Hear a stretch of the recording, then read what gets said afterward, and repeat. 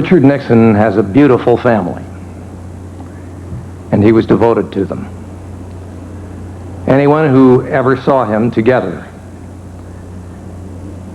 knew that his beloved Pat and his girls, Tricia and Julie, were everything to him.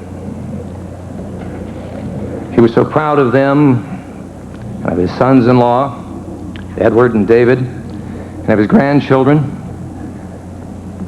But he also had a much larger, extended family. A family of those who worked for him and with him. And I was and am very lucky to be a part of that family. I was one of the many young men and women in whom he inspired the same fierce loyalty that he gave to us. From the first, I was struck by the quality of his personal generosity. When we met in 1962, he'd already debated Khrushchev and President Kennedy. He'd already run for president. He'd been a major political figure on the world stage. But still, he had time to talk to and to help an eager young advance man who could offer him little but energy and enthusiasm.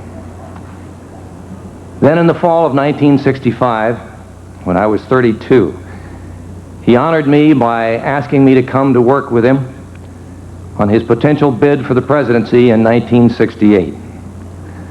But he'd heard from Bob Finch and Herb Klein that I was thinking about running for office myself. I told him it was true. And he grinned. He grinned and he said, in that deep, rich voice of his, "Is it a good district? Can you win?" And then he said, "Because if you can, then Pete, you've got to try, or you'll never forgive yourself." I was just another young lawyer trying to find his way in the world, and he was a former vice president preparing a bid for the highest office in the land. And yet, that day, he was as concerned with my future as he was with his own. Time and again, not just with me, but with many others, he was always there, willing to share his insight and his experience. And no American in this century had more of either to share. It's hard to imagine a world without Richard Nixon. For half a century, he played a leading role in shaping the events that have shaped our lives. It's not just that he served for 3 decades in high office. It's not just that he garnered more votes than any candidate in American history. It was because his intellect, his insight, and his indomitable will could not be ignored. He moved on the world stage. He voiced bold ideas, and he left global footprints. But for all his world grasp and mastery of global strategy, it was right here in this small house, in this little town in Orange County, that Richard Nixon learned and never forgot the values that shaped him and helped him shape our world. He learned the value of hard work. He learned that to make important change, you must take risks. And he learned the Quaker virtue that if you were born with a good mind and good health, you were obliged to help others, to give back to your community. But he had something more, much more. When most people think of Richard Nixon, they think of his towering intellect, the incisive quality of his mind. Well, I will always remember him for another quality. It's the quality the great fighters have. They call it heart. Heart is what let Richard Nixon climb back into the ring time and again when almost anyone else would have thrown in the towel.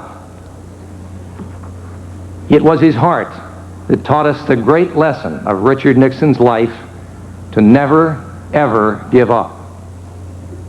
To him, it was no disgrace to fight and be beaten. The only disgrace was to quit, and he never did. Like this golden state that bred and shaped him, he knew adversity was a challenge to overcome. He loved returning to California, and he shared California's optimism. And as he saw the state he loved facing the harshest economic times since the Great Depression, his message to us was, keep walking, keep working, and keep fighting, and you'll come back better than before.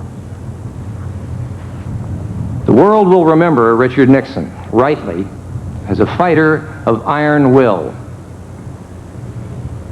But the greatness of a man can sometimes be best measured by the times and the reasons that he chooses not to fight. After the 1960 election, many urged Richard Nixon to contest one of the closest and most controversial elections in American history.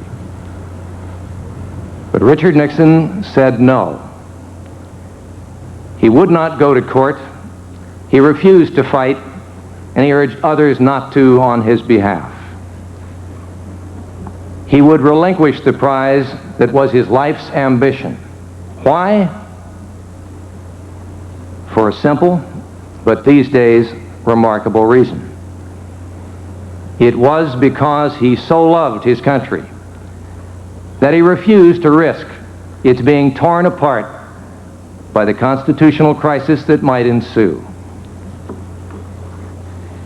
Forgive my parochial pride, but in this modest home, just a few feet from this stand, was bred a grocer's son and a great American, with deep love for his country, with limitless courage, and above all, with a faith and the brimming spirit and energy that creates only a handful of great leaders from among the tens of millions of their fellow citizens. Dick Nixon's heart, shaped by the grit and mores of this small town, never left California. And now we return it to the soil that bred him. He ended his own eulogy to Everett Dirksen with a favorite quotation from the poet Sophocles: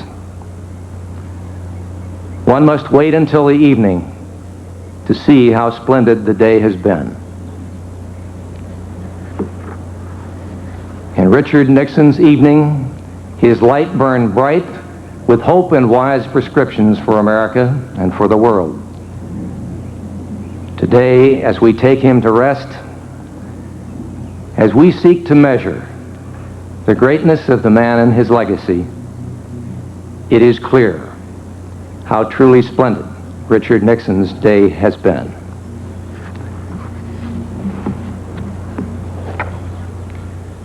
The third eulogy by Governor Pete Wilson of California, Henry Kissinger, who has given us the view of Nixon the statesman, Bob Dole with his profile of the quintessential American, and now the Governor of California with his view of Nixon the fighter who never gave up.